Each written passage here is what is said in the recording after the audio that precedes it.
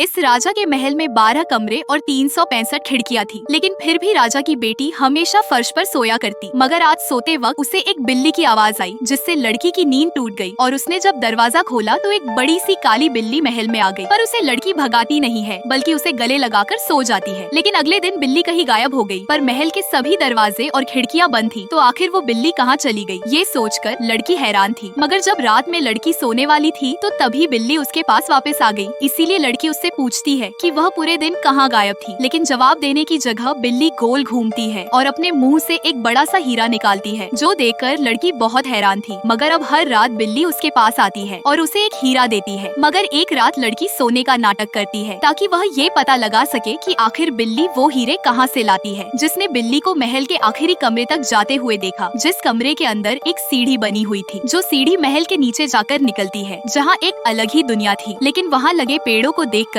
लड़की हैरान हो गई, क्योंकि उन पेड़ों पर हीरे और सोने के अखरोट लगे हुए थे। मगर लड़की की आंखें तब बड़ी हो गई जब उसने उस काली बिल्ली को एक राजकुमार में बदलते हुए देखा। जो सब देखने के बाद लड़की जल्दी से वापस लौट गई और बिल्ली के आने का इंतजार करने लगी। और जब काली बिल्ली लड़की के पास आई तो लड़की ने उससे गुस्सा होकर कहा कि वह उसका राज अब जान चुकी है, जिसे फिर लड़की सबूत भी दिखाती है। मगर अपना राज खुलने के बाद बिल्ली जोर से चिल्लाने लग गई, जिससे महल में लगे सभी शीशे टूट गए। लेकिन फिर अचानक ही बिल्ली अपने असली रूप में आ गई, जिसने लड़की को बताया कि उसे बिल्ली बने रहने का श्राप मिला हुआ था, जो श्राप तभी टूटता जब कोई लड़की उसका राज जान लेती। इसलिए राजकुमार उसका श्राप तोड़ने के लिए वह लड़की को कई सारे हीरे देता है और फिर आखिर में उससे शादी भी कर लेता है।